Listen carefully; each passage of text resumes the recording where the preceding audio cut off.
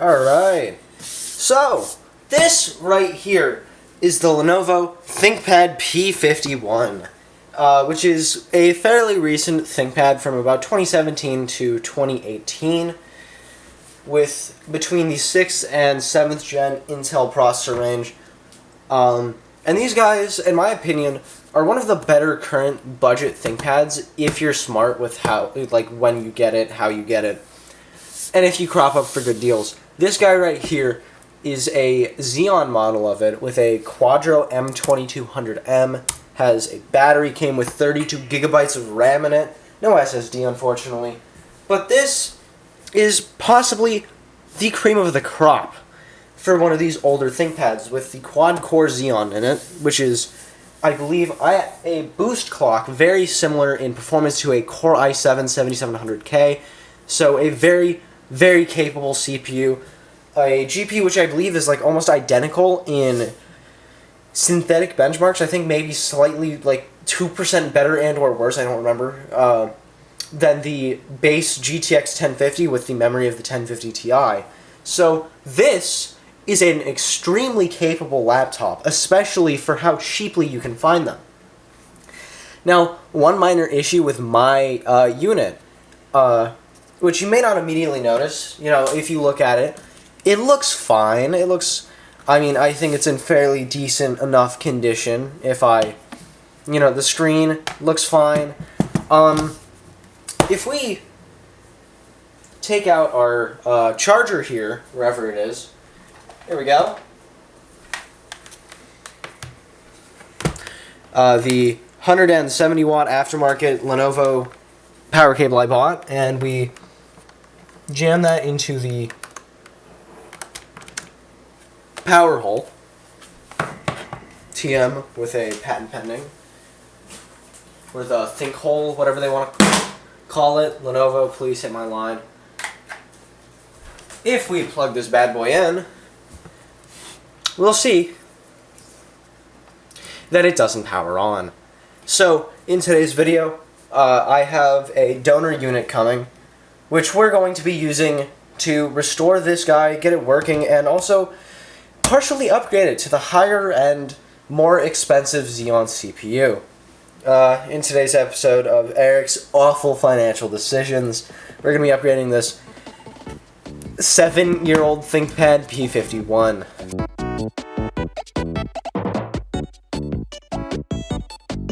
Alright, so I'm now the proud owner of two ThinkPad P51s, with this one apparently working.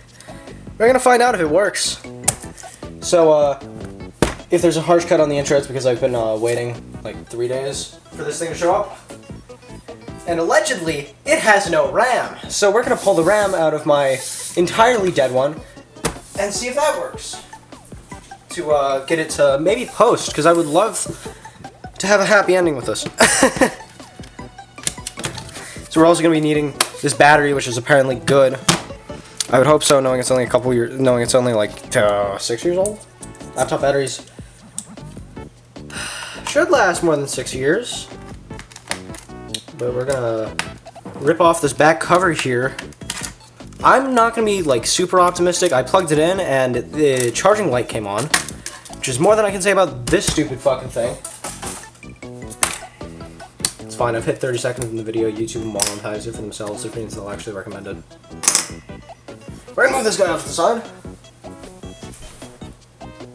And bring in Specimen B, which is actually a far higher end model. It has a touch panel, matte touchscreen, I believe, and this like color by Pantone sensor. I believe, if I had to guess, it's a color sensor.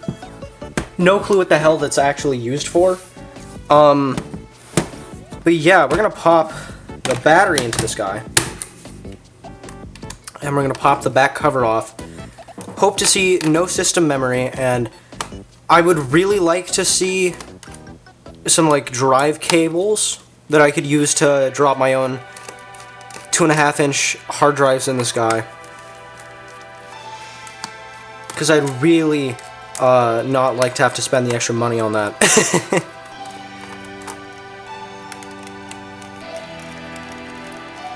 I'm just glad, honestly, that the seller described this Hopefully mostly correctly. I feel like I'm the first person prying into this. Nothing, not even SSDs. Thankfully, the other unit has SSD things or whatever that I can borrow. It has both of its intact.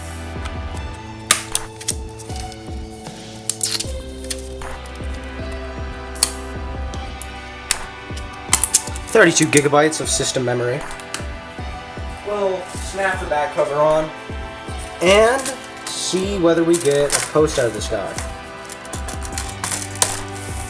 Or whether there's something far more sinister with this laptop.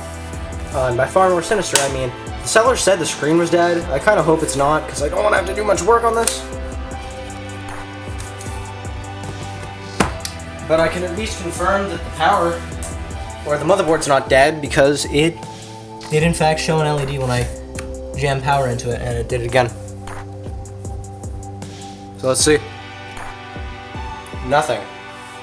It lights, the keyboard lit up, the screen's not showing anything. The fucking ThinkPad LED. This is a really, really high-end laptop. It's a little old, obviously, but I think what I'm gonna do is I'm gonna jam it into an external monitor with this guy. What the fuck? I'm sorry? Did I... What the fuck? Hi! Good morning!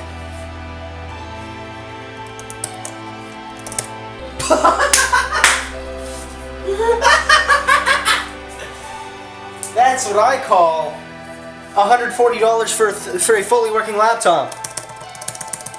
Come on. Come on. Let me get into that BIOS, baby.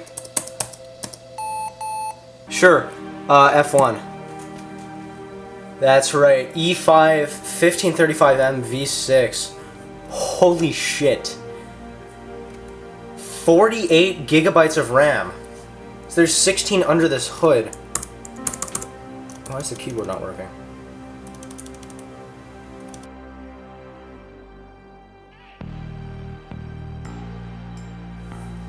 Alright.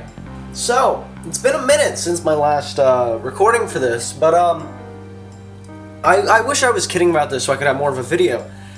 But the laptop just works.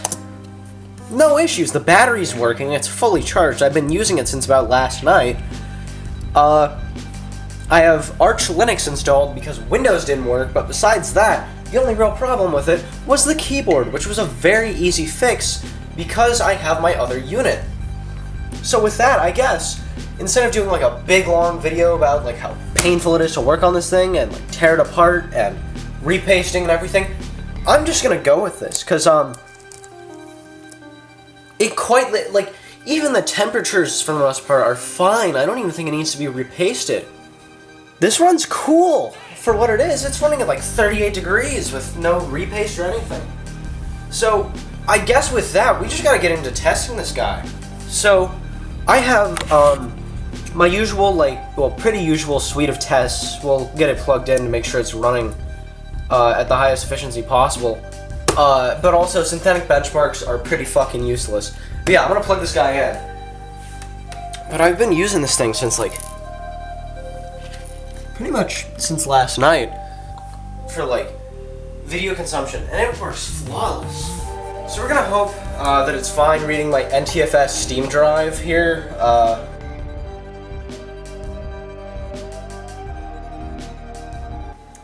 Buckshot Roulette.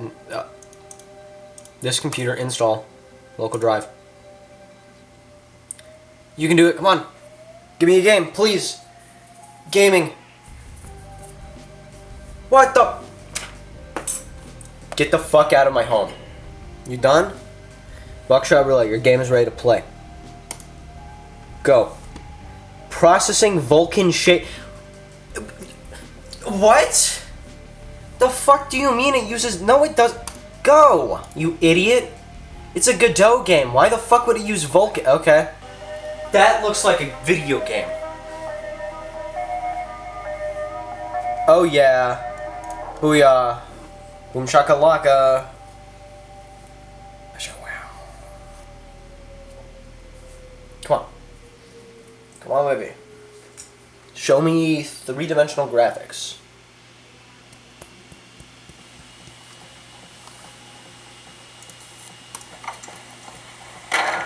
Oh, those fans are spinning.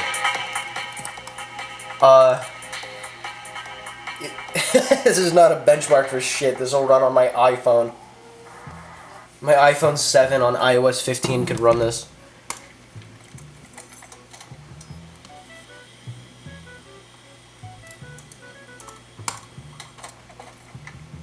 Go.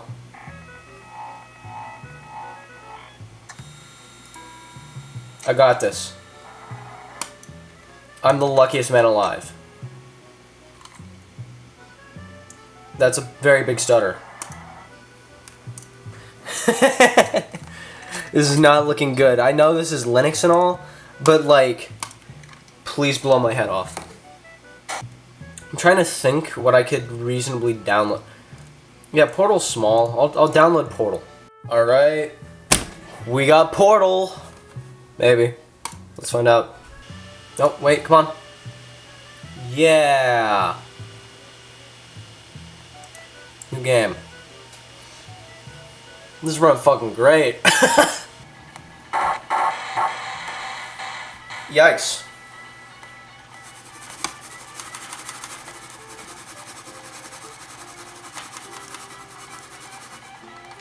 Let's try Doom. Yeah, so this is from hell. Welcome to Minecraft, you fucking idiots. Apparently it's still updating. Try the latest version.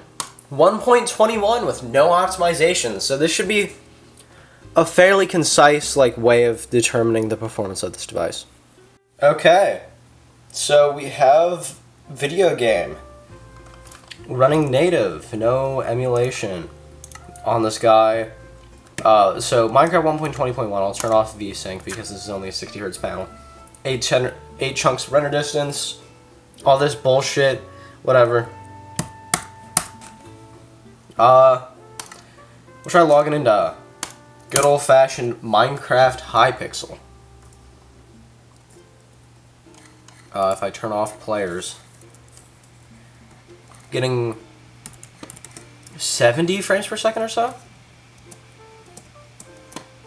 Running around with no optimization or anything. It's nothing amazing by any means, but if I go out into Skyblock on my island here on this account, about 300-ish frames per second, looking actually at the island, 400 almost.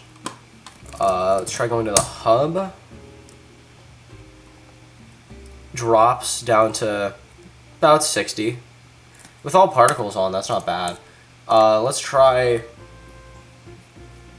a regular survival world, just random seed or whatever.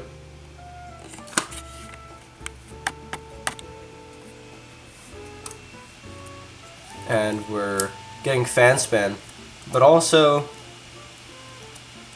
about 100-ish frames per second. It's jumping around a lot between 140 and 88, 75 with particles. There's some mobs on screen. But I'm not having any problems running Minecraft, for instance. Alright, so it's been a minute since my last bit of footage that I recorded for this video, and here I'll actually see exactly how long it's been. Almost a month since the last bit of this video was shot back in June. It's July now. The 4th was yesterday. And I've been pretty much since I got my donor unit, aka the laptop that I'm using here, I've been pretty much dailying this thing. About a week after I got Windows installed fine. The keyboard was damaged. The original keyboard was damaged, so I swapped it with my other unit, and Windows installed fine, just like that. I've been testing mildly extensively on this laptop, I put in a 512 gigabyte NVMe SSD so that I'd be able to get fairly decent performance readings. And in my opinion, I think that at least for what I paid, I wouldn't say this would be amazing value if you bought it for what it usually runs for, being around $500 on eBay. But for what I paid for this laptop, it was a great deal. I'm gonna hook up some capture so that I can get like a clear reading of the laptop's gaming performance without having to, like potentially cripple it a little bit with OBS. I'll set up a capture card here, and then we'll switch to that. But I'm going to touch a little bit on the hardware of this laptop first. The fingerprint sensor works amazingly. It works about as well as Touch ID back when I used to use that on like my iPhone 7. The touchscreen itself, it's plugged in. I kind of just realized that now. The touchscreen, for what it is,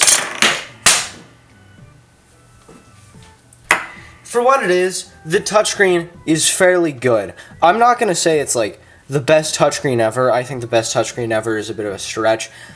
But it's like, it works. I use it when I'm like watching something and I don't want to have to reach the and I can just reach my arm out and slap the middle of the screen so that it will, or so that I can pause whatever I'm watching. That works fine. And also, I finally found out what this guy right here, the Color by Pantone sensor, is for color calibration. And I did it once, purely to test, because I was very curious. And to put it lightly, I have zero clue if it's actually that helpful. I'll run the calibration software real quick. The Pantone color calibrator, because it was nagging me like a week or two ago. You choose the white point and the tone response to calibrate for. I'll say I want to calibrate for native white point and 2.2 tone response. And then you just close the laptop and it pretty much just runs a gamut of tests and makes these stupid little noises. I'm not going to bother with an actual full calibration because they take about 20 minutes or so of just leaving the laptop. And I want to get like some real benchmarking done. Yeah, I know you're mad at me.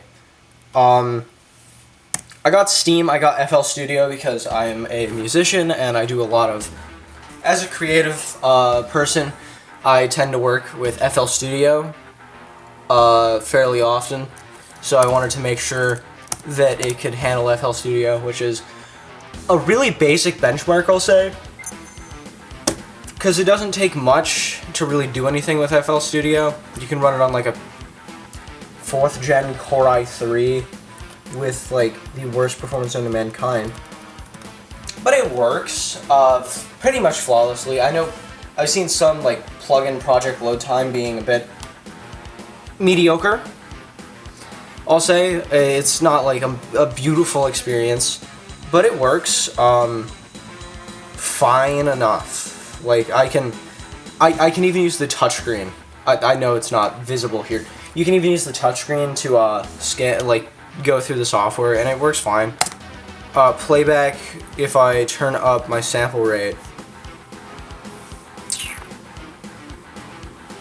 I mean, not the resampling quality to 512 point sync, which is the highest. It still plays back fine.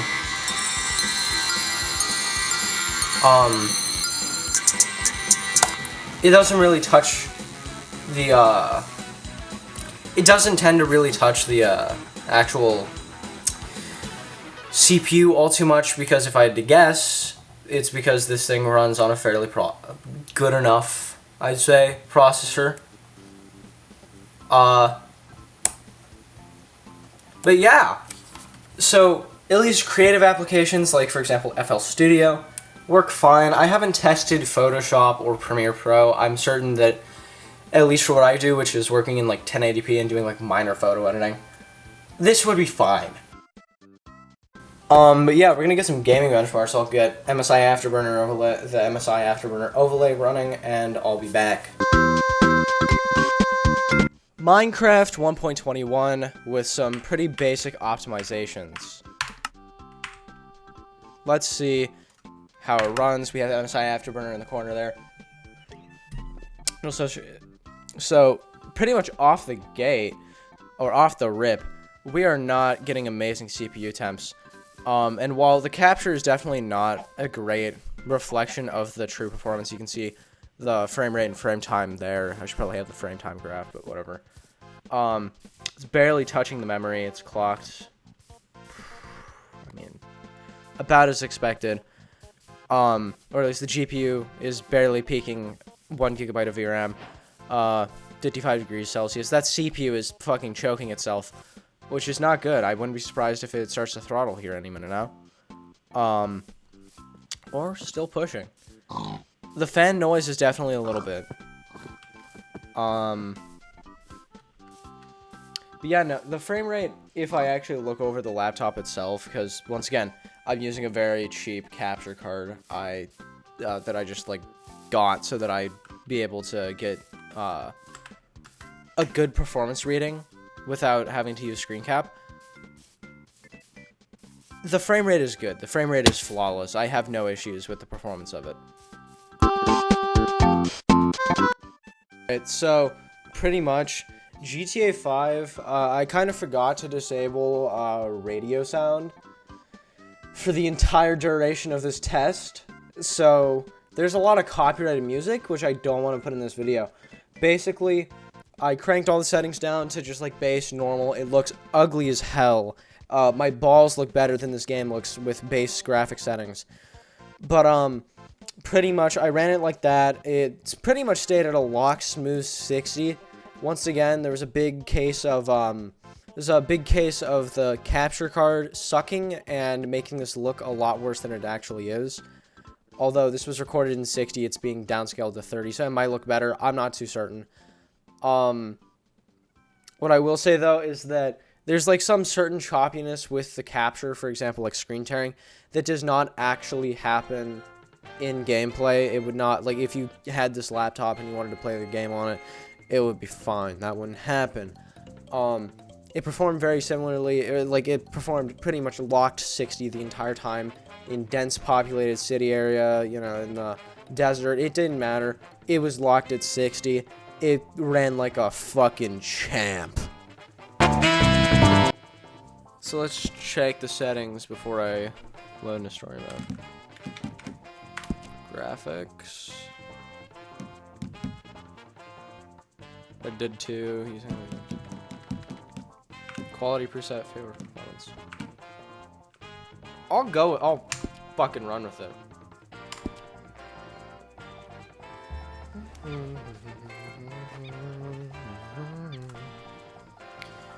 36 frames per second.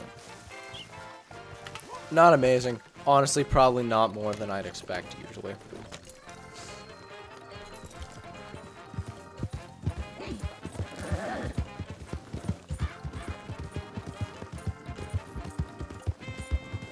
And I will say, this game, even with performance favored in its settings, does look stunning. But yeah, about 30 frames per second. Riding through some foliage here.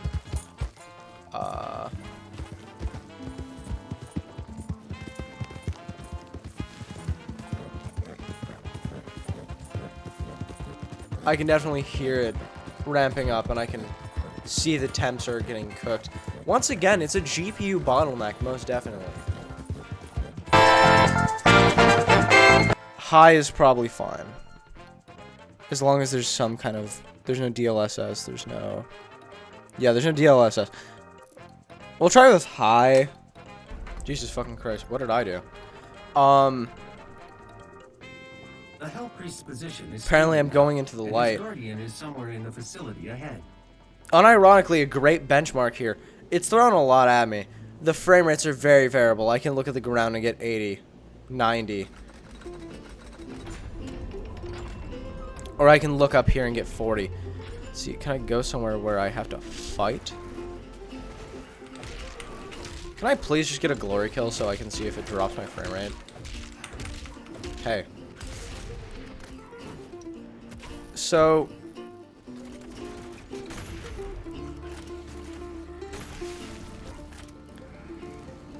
It's very variable, honestly, and honestly, I probably should have just made a new save file or something for this. It runs near 60. I'm just gonna say near 60. Alright, so, to conclude a bit, this ThinkPad P51 is definitely, at least for what I paid, a great value laptop. For the $150 or so that I paid, I definitely think this laptop's great. For the market value of it, going between $300 and $500, I definitely think there are some better options, especially depending on the applications that you want to work with. You know, like for example, if you only really use a laptop for, you know, basic stuff, maybe playing light games like Minecraft, Terraria, games like that, I would honestly suggest, for the price that these generally run for, an M1 MacBook Air, because it gets way better battery life, and it's also just a newer, more promising laptop.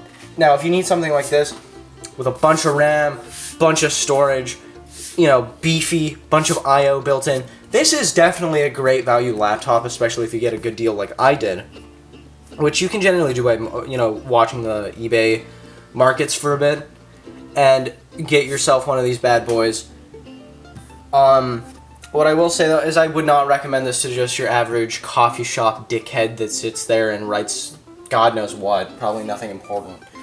But if you want a workhorse and you're pretty damn broke like me, these are definitely a great option. Alright, so before I completely wrap up this video, I know I've just changed probably in tone of voice entirely. The framing of the shot is different. My camera just decided to fill its SD card while I was mid-conclusion. Before I end this video, I kind of want to talk a bit about, because I realized I haven't uploaded anything like this. I haven't uploaded anything like this in a minute. And, I mean, these videos are expensive and very difficult for me to do very often, but I do have at least one more trick up my sleeve with a very, very special piece of tech I've been holding on to for a while now. I'll give a very brief sneak peek of what this video is going to be about. Without any further ado,